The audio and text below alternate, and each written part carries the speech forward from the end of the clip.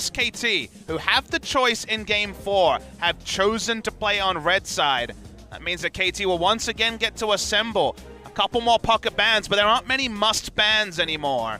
When it comes to undefeated champions in this series, Kalista is going to be one that can be considered, wasn't available in the previous game, and probably will be the final ban by SKT. Yep, just going to be the Shannon Galio coming through yet again. Take that off the board. But this time we will see the Rakan banned by KT Rolster as their final, alongside that Cassiopeia and the Lucian that they've been taking off the board the entire time. Was Kalista in this spot as the final ban from SKT? They were able to answer Elise very cleanly, and Gragas is such a powerful jungler that I understand why teams take Elise as higher priority. I'm a big fan of Gragas as your jungle choice, so no changes in the bans on red side predictably from SKT. Does mean that Zach's available though, and Zach will be the lock-in for KT Rolster. All right, yeah, just go ahead and take that one away. Bit of a no-brainer there for them.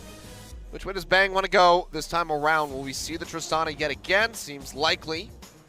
It's just odd to see this many times Caitlyn falling through.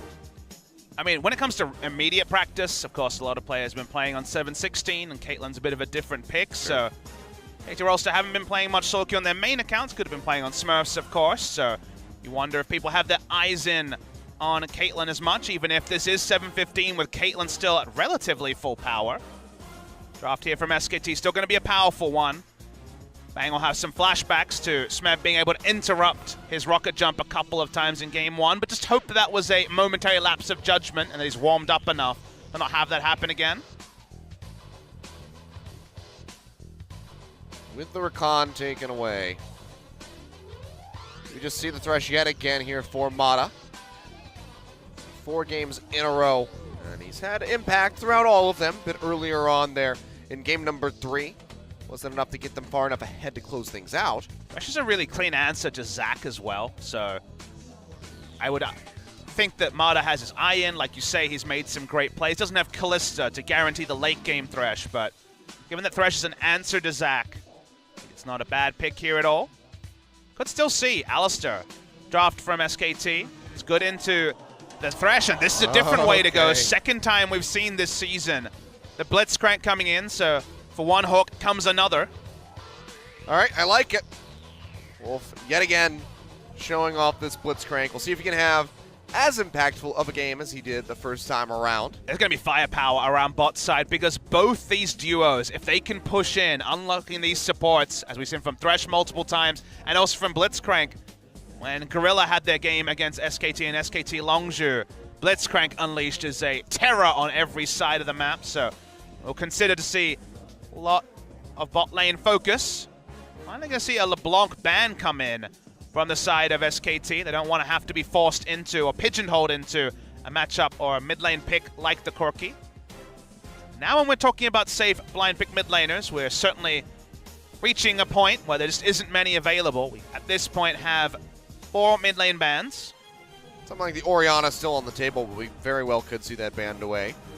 Orianna and Maokai are the considerations if you're KT when it comes to safe laners that can make do with minimal resources and or just in general can be blind picked.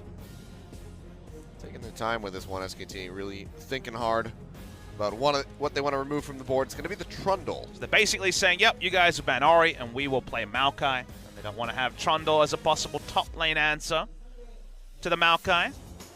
KT could flip the script and leave Orianna open. Something that could happen even if it's not being common. And guys, remember 7-15, so no mid lane nurse. They will leave the Orianna open after they see the Trundle ban. All right, yeah, get rid of the Maokai. Thought maybe we would see the Orianna ban and then maybe just take the J4 back into the Maokai in the top lane for Smeb yet again. But they're going to try something a bit different here. So SKT, who do they want to pick for? Is it going to be Untara blind or is it going to be Faker with something like that Orianna? Faker's usually the one you want to pick for blind because even in bad matchups he will excel. And Untara not having Maokai to basically, well, I died a couple of times, but guess what, I'm Maokai. That's gone. So getting Untara a safe lane is a pretty big priority by the side of SKT. So they will last pick for him and just find him, I imagine, a capable champion that can go into the top lane. Pawn's playing with our hearts a little bit with some options against the Corki, but the Taliyah is by far the most likely. Yeah, flashing through a couple different things. They will finally go ahead, lock in this Taliyah. Faker has been crushing Talia's Yeah, I mean, you think recently. Think of him versus Crown. Well, Cassiopeia was his choice against this man. Pawn in game 1 of the Telecom War a couple of weeks ago crushed him, and then, like you say, made Crown look like a poor mid laner in comparison with his play on the Lucian. And there we go. We're looking for it in that last game to kind of round out the KT composition, but we will be getting that Renekton for Smeb. Shen seems like a likely pick here. The Gnar is another option with a bit more presence, and SKT, sorry, the Shen was banned, so Gnar probably is the presence laner that can farm happily into Renekton. Counter that Cuvée brought out early in this season. I think Shen might have been the choice if it was left available, but it's just going to be Gnar. Score did not have as much top lane priority into another tough Gnar matchup earlier in the day on the Shen. He went for the bot lane plays, and they were certainly very fruitful. So Untara may get a decent laning phase here once again. He was the one they left the blind pick, sorry, the answering pick to. Faker's on the Corki. We know how that will do against the Talia. Still a decent draft put together by both teams. Very competitive 4th game, probably incoming. All right, well, this is still everything on the line here for SK Telecom. One more win to force that game 5 and potentially close out a reverse sweep versus KT Rolster, who went up 2-0 very swiftly at the start of this series. KT, they can still just go ahead, end it right here, punch their ticket into the finals versus Longshu, go to Worlds, and have SKT have to root for them versus Longshu Gaming. Blank had the read on Score in game 3. If he has it here again, I think it could be SK Telecom forcing the 5th game, Achilles. It's going to be all about the jungle matchup here because there's some very snowball matchups in bot lane and top lane.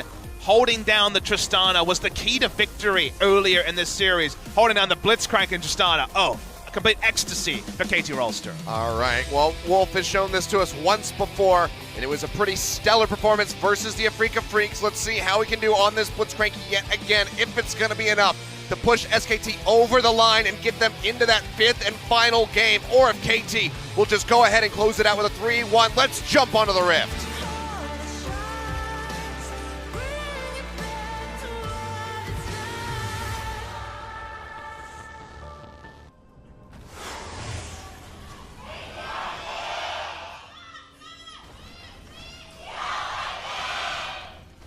Been the same girl every single time on the SKT side. Just gotta watch her voice. Very much like you and I. Don't wanna run it down before the series is over. Speaking of running it down, they're just running it down into the Infernal Drake here. They're looking for a hook onto Deaf Blind. Well, that would have been a way to tilt somebody out of their mind. And you say somebody. Remember, Deft and his emotional play on Jhin has counted them out in a couple of previous games. Getting the hook there could have meant so much. So we're seeing a KT fan there. We joined forces to destroy SKT. And that's kind of been the dynamic between Peanut and, of course, Smeb. Smeb believes that Peanut, took the easy way out and joined SKT as the Rox Tigers were always unable to really take down SKT when it mattered. Whereas Smeb, like you say, took a couple of players coming back to Korea. They have also Score, the jungler who's been long-suffering but always one of our top 2. And they wanted to engineer the downfall of SKT. Doing it here would mean so much to the KT faithful. They're all starting to think after what was a very resounding victory for SKT in Game 3. Well, we're going to start things off with a bit more spiciness as that Infernal Drake. The first dragon that we get to see on the Rift. The first one of this series, actually.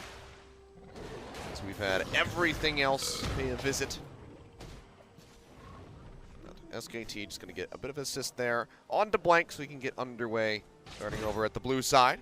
Interesting that they still go for a topside first camps for Score.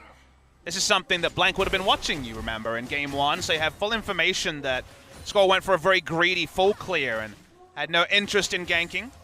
With the lanes as snowball as they are, this may be information that could just lead to Blank going super hard. This is one of the fun things you can do with the leash. Smash them together. Patience doesn't run out, so able to take both camps at the same time. Zach is kind of like a child playing with his action figures, and when you say like they're fighting, you just kind of hit them together.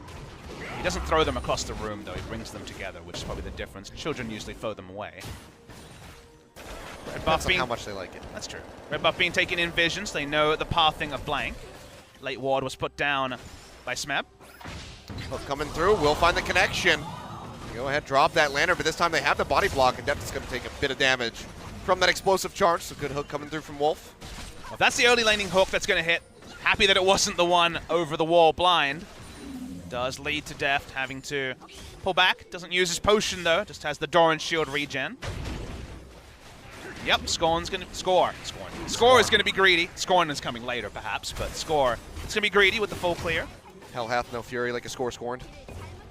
I mean, Faker was the one who was mad after game 3, and certainly he seemed scorned and turned it around, but Score often loses, so I don't know what really his score is like. Scoring is like. That's a hard word. I'm going to stop saying scoring. It's too hard. Let's talk about scones instead. Scones? Good times. I haven't had a scone in quite some time. Can change that maybe in the future. Oh, you gonna buy me a scone? Sure. Thank you. I know a good place. A mandate's in order. All right. I happily accept. Talked about Deft and Mada getting lane presence in bot lane, able to push out, clear away the vision and also the blast cone and return to lane.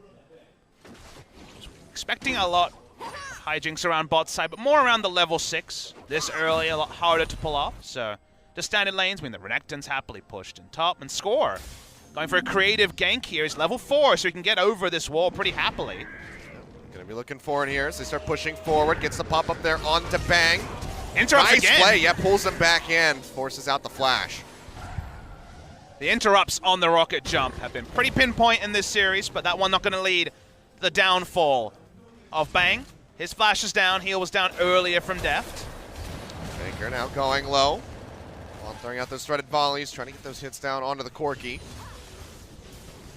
Not going to have kill pressure quite yet, but still just has kind of Faker kind of backed up into the wall. But now, maybe a bit overextended. Pawn is cheating up towards the top side of that river.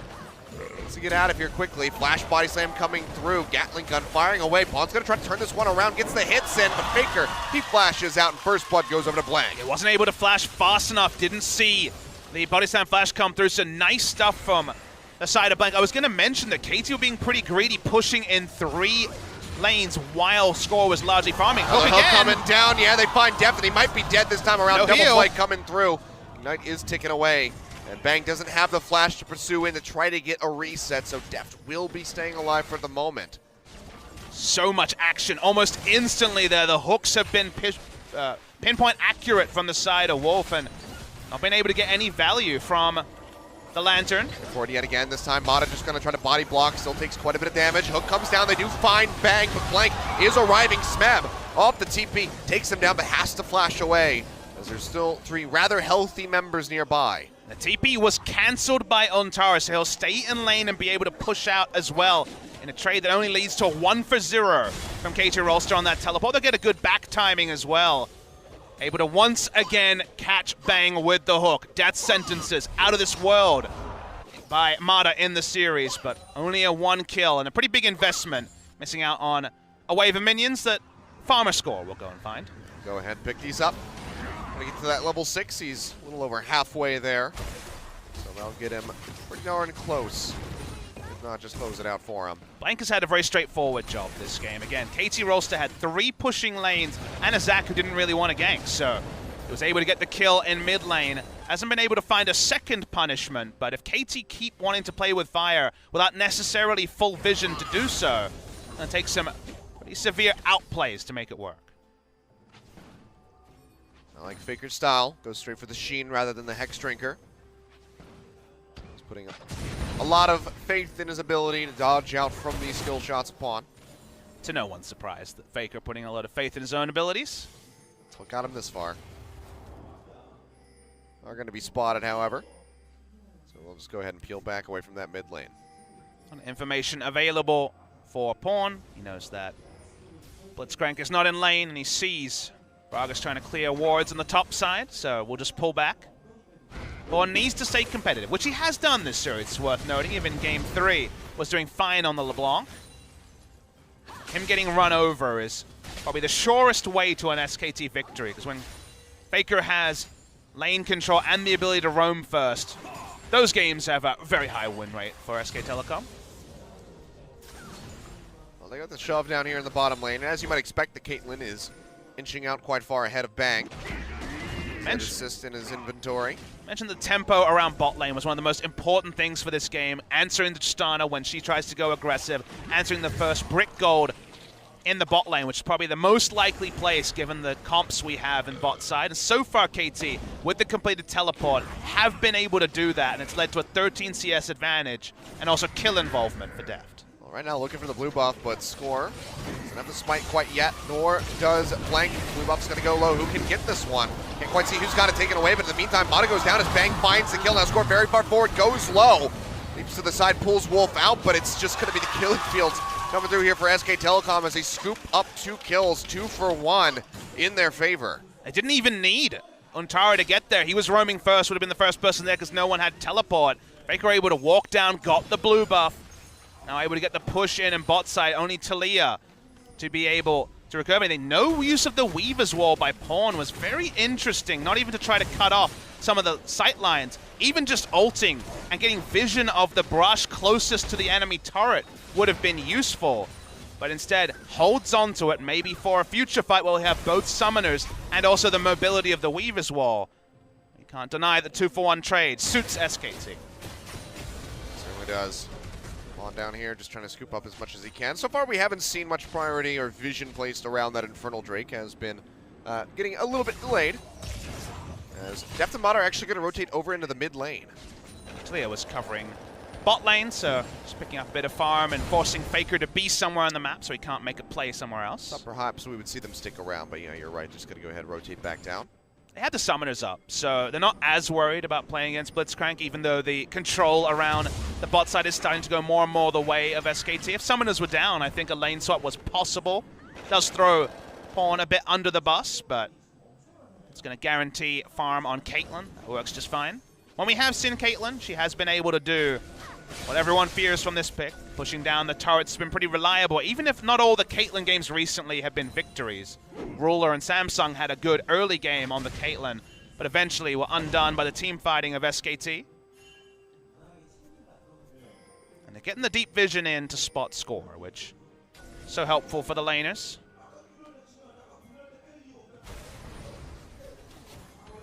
Score very conspicuous, walks through a control ward. And Smeb as well is spotted out. Wrap around there onto Faker. As the Flash and the Valkyrie both available. But now KT's starting to go ahead and pay attention towards this bottom side of the river. Wolf waiting over. Does have the element of surprise. Will get popped away from that lantern, but still gets it in the end. Not going to be losing out on that passive. And Mata actually shorted the W there, the Dark Passage, so didn't end up having to use his flash, but Score will leave, and this is as Infernal Drake has finally been left unattended. There have been no attempts on it as first spawn this far. It's probably going to be a freebie over to the side of SKT. Yeah, Pawn chunked out, not going to be able to get his way over there. And Smeb and Tara both have the TP, so would be matched. So SK Telecom going to have that man advantage here.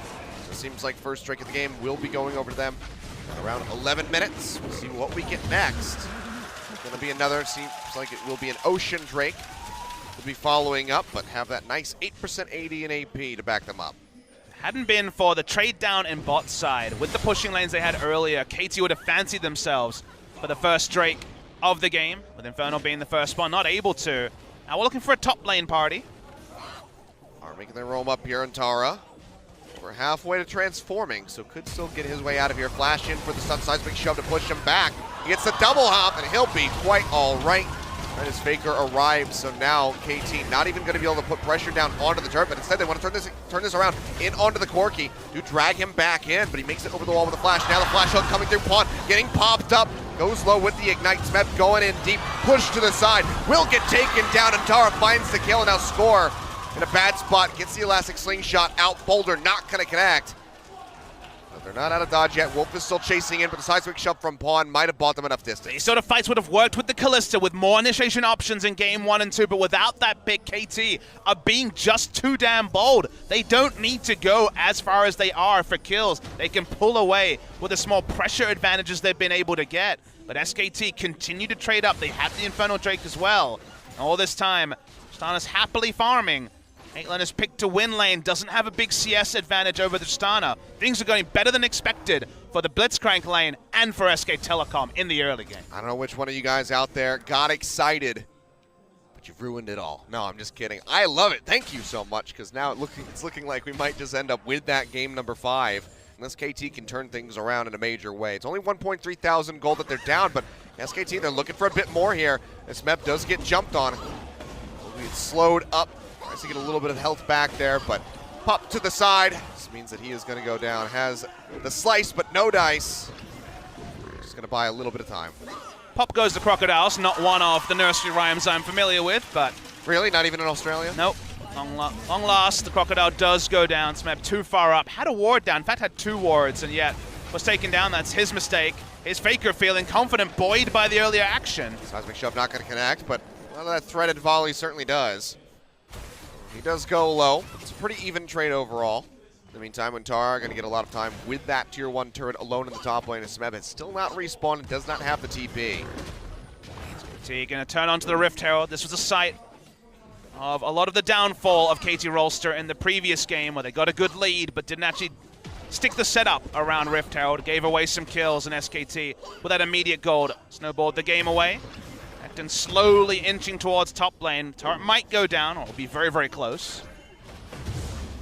Weakening it as much as possible, but he knows that Smeb should be here anytime, so he'll go ahead and peel back in the meantime.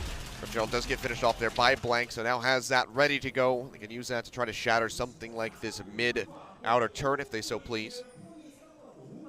Sort of just have their pick of the litter. It would be a guaranteed kill onto the tier 1 turret, but seems like maybe a bit of a waste if they want to try to use it up there unless they're set up to push into the tier 2. And they want the maximum, which would be Talia's turret going down, relieving global pressure. Score's definitely got a good angle. 5 points into the elastic slingshot. He's going to go ahead, jump over, but Bang has the sidestep, and he'll be fine. Blitzcrank there. Even with the Q registering, wasn't going to be real kill pressure. Def going for a single target build, rushing the Infinity Edge. Berserker Greaves and the Pickaxe and BF Sword is very standard, but usually a Zeal item will come in after. Punished by the lower base attack speed as well. Faker just going on a little bit of a ride. The wild ride of the Corki certainly has worked for SK Telecom T1. Held the LeBlanc really well in Game 3, and this game has pressure on the Talia. The matchup only got better for Faker when it comes to lane opponents for the Corki. Haven't been able to push Vision as deep as they would like. Deep Vision plus Blitzcrank is usually going to be free Drakes and even Barons because of how much respect the locus of control you have for where the hook might come from. Laning phase, you can just work off the long hook cooldown, but when you're dealing with control wards, you don't have the same luxury.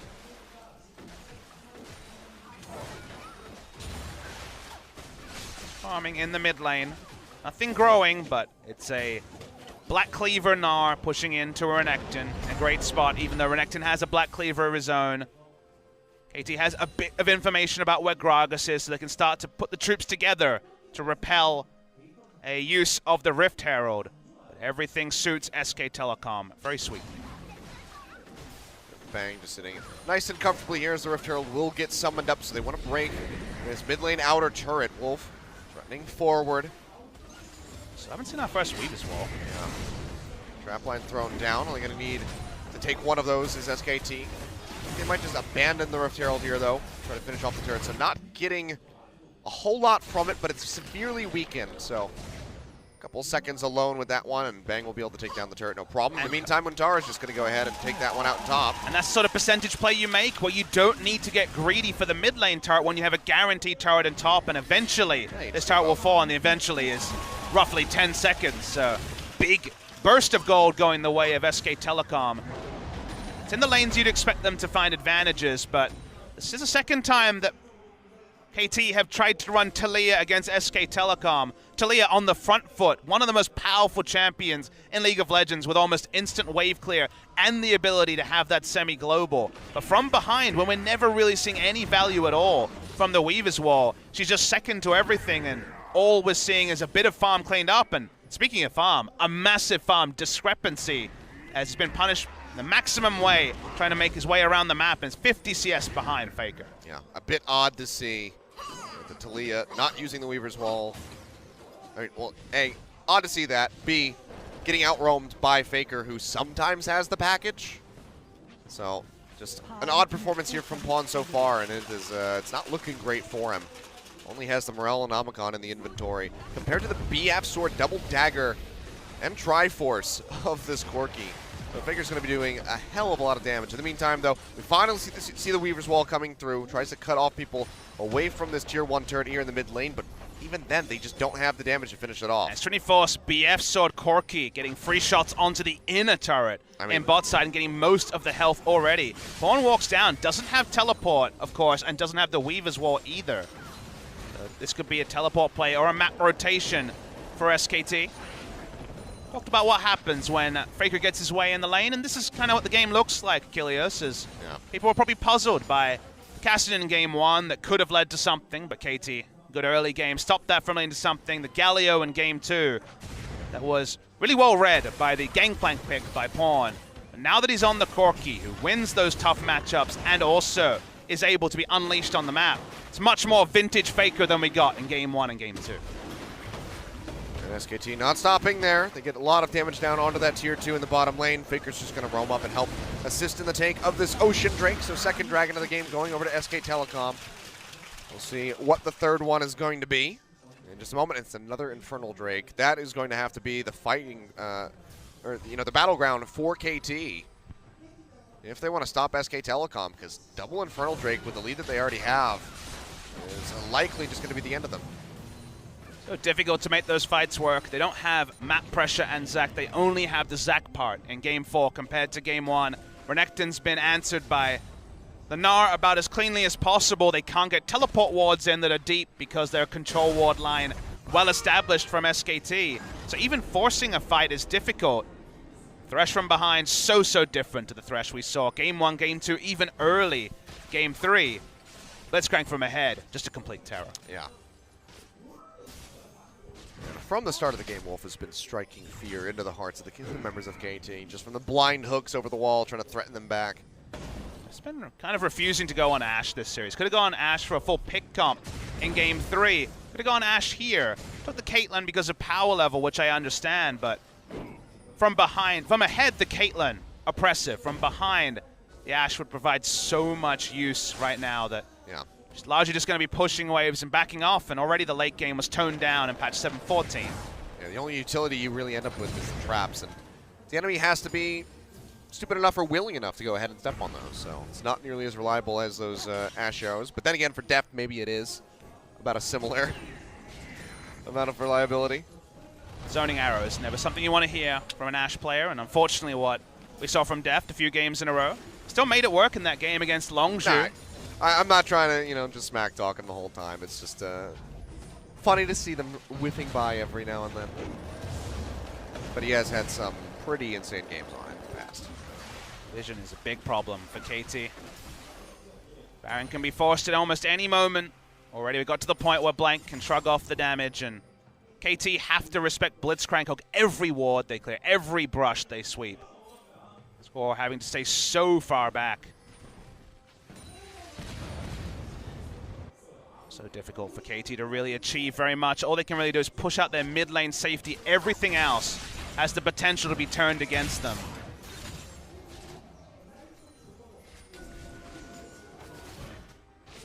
Wolf waiting in the brush. Let's see if anybody's going to cheat far enough forward, but the lantern check is there.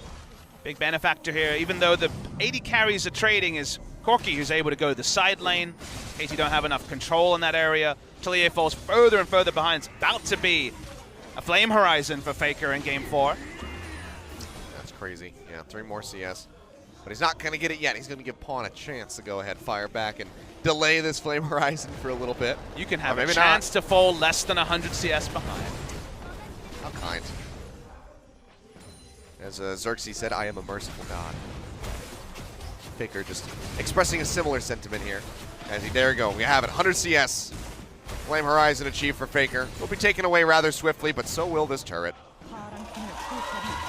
Game plan to KT just wasn't possible after they started trading down early. They tried 3 pushing lanes and also trying to look for the ganks with the Zac, but moment that Blank found the pick in mid lane, mid lane's been a wash for SKT. They've been able to score bigger and bigger leads, put Corki around the map a lot more effectively than they could in the previous game due to the fact that he has teleport this time. It's, as we're watching SKT pick up basically every creep on the map. Remember that KT is so often missing half a wave, 2/3 of a wave, just losing out in terms of that creep score every single moment, and that means the gold lead is increasing without even big objectives being taken down. SKT clearing out some more vision around the Baron. Don't think we're going to be seeing it started up here anytime soon. Any pick, however, and that will likely be the turn.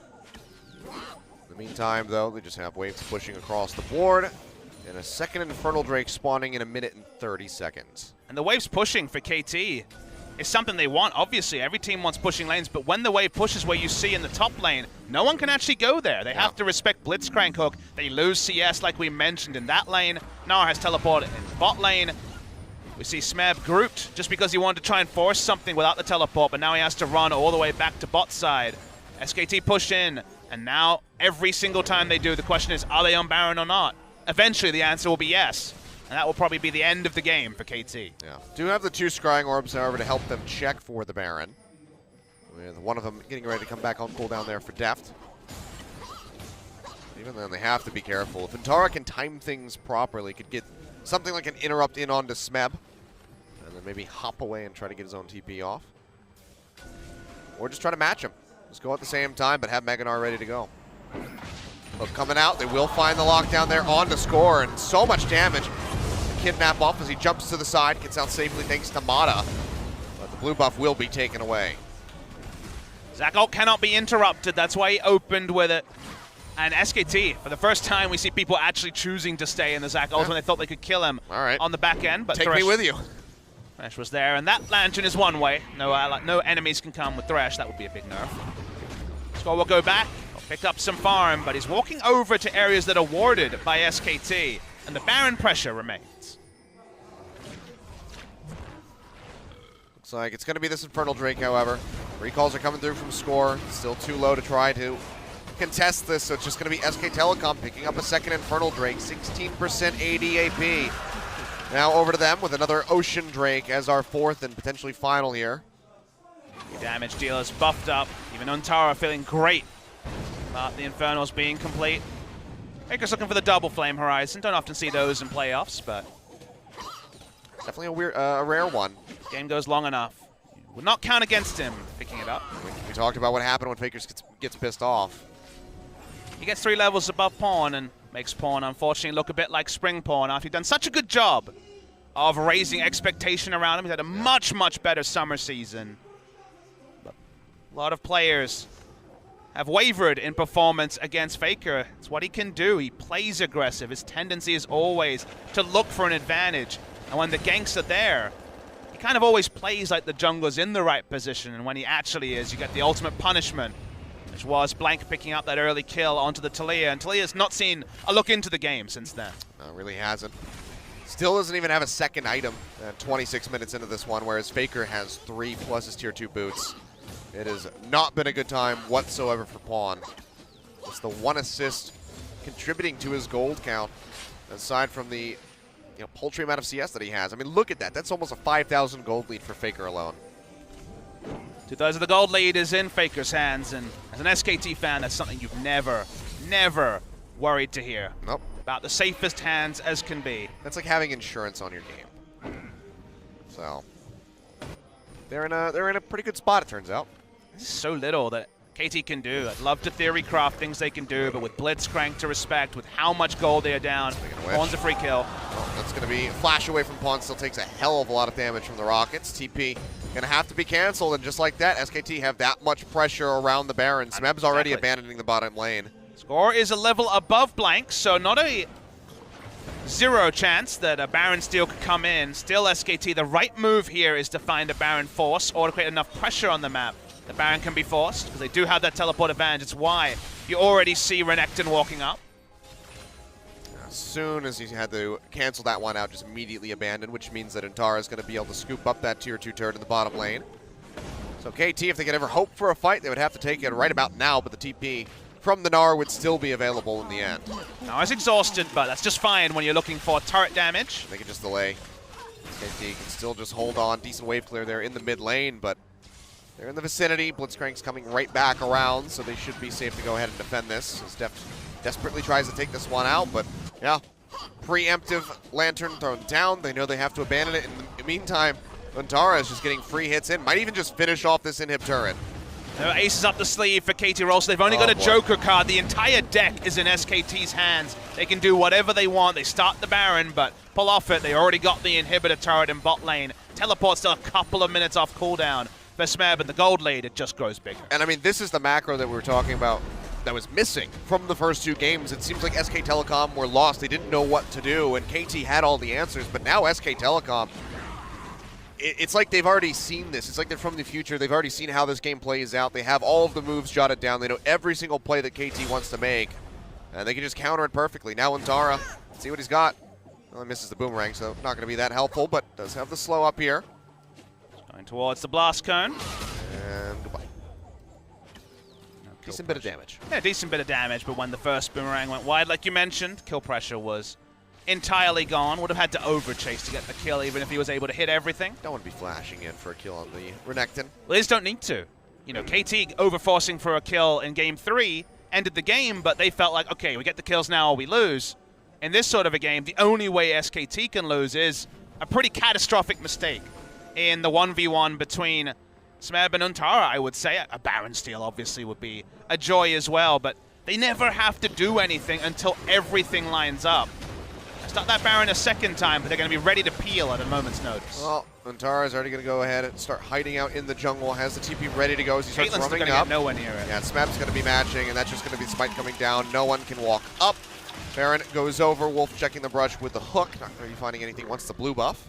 No risk. Will get reset. No risk at all on the Baron Achilles. They saw Deft cleaning up minions next to his inner turret. They had an exact read on how much damage they could do.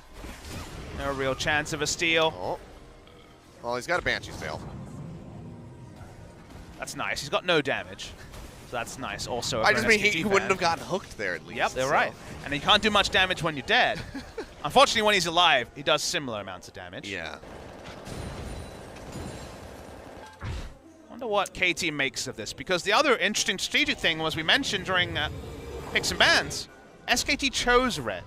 So now what does KT Rolster want to do with side choice in 5th game if we go to the 5th game? Because we saw Samsung choose red against SKT and look foolish. A lot of interest here, because if Faker keeps getting these positive lanes, if Untara can lane as safe can be, it feels like SKT have rewritten our expectations about the series in the next 2 games, and now their fans will be just as buoyant as KT fans were after game 2. Faker's almost 6,000 gold ahead of Pawn right now. I mean, there's just nothing to talk about in this game. He has half of the gold lead. This game is about as over as can be. I'd love to give silver linings for KT Rolster, but even if they got the team fight that SKT shouldn't be interested in opting into, they're over 10,000 gold behind and 2 Infernal Drakes behind. So all they can really do at this point is push lanes, talk about strategy for future series, and expect that there's going to be a couple of those big rockets coming their way. All right, well, Faker pushing forward. Just the auto attack onto Pawn. No crit for that one. Absolutely disgusting. Bang. We'll just go ahead and take that ace in the hole. But he'll be all right. Doesn't have any life steal at the moment, but something tells me he'll be just fine. Be a fly no on life the steal wall. items, I should say, by the way. He does have the Warlords. Be a fly on the wall of the KT Rolster booth and hear how the comms are going. Talked about how this team can be very emotional. A lot of players who are the biggest names in their team. Flash to the try side. something. Bang will get drawn back in. Hook not going to connect. The score just takes a minion for a ride. Untara, in the meantime, will go ahead and take that first inhibitor of the game. 32 minutes in. Baron buff still on the members of SK Telecom. It's about 75% of the way done as he transforms and can just go ahead and push back up towards this mid side if they so choose. In the meantime, Faker did a lot of damage to this this top lane inhib turret, as you will now see. And now it's gone. Just Faker things. Tier 2 in mid going down. All of the turrets outside of the base have been eliminated. Going to be 2 open inhibs in the base, about to be 3, and maybe they all just get taken because SK Telecom are looking completely unstoppable here in game number 4.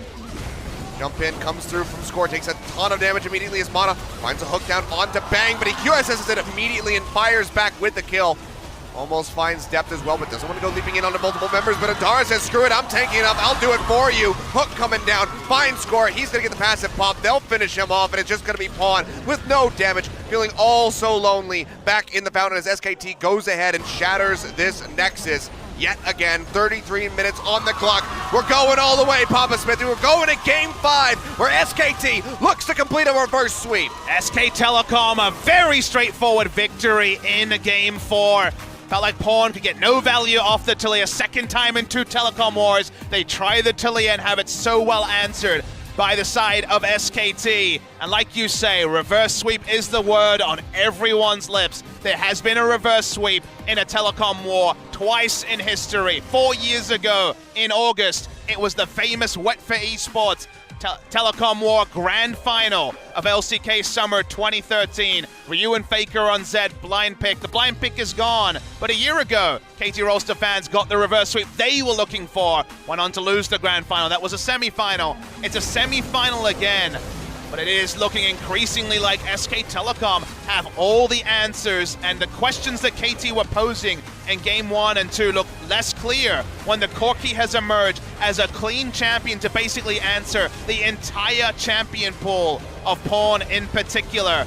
They will need to look to Pawn to find something new, a new rabbit out of the hat, a new magic trick in the mid lane, because the LeBlanc didn't work. The Taliyah, need to put that one in the garbage. It's not going to be there anymore. In Game 5, you'd have to think they need something special. Maybe a Lucian from the side of Pawn. Maybe a Cassiopeia from the side of Pawn, because those champions going to SKT is inconceivable.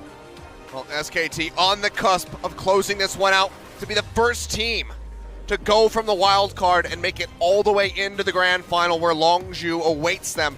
KT Rolster down, but certainly not out. They have one more chance to punch their ticket to Worlds, to guarantee their spot in the final. There's so few firsts for SKT. If there was a Guinness Book of Records just for League of Legends, just put a big SKT logo and they did everything. This might be the latest in the group of firsts unless KT can give us a plot twist that no one sees coming right now. The 2-0 opening for KT, that was certainly a surprise. The preceding 2 games, standard SK Telecom. This could be KT absent from the summer final for the first time ever. In many times. Yes, they have always been there. And SKT could go ahead and play spoiler to that.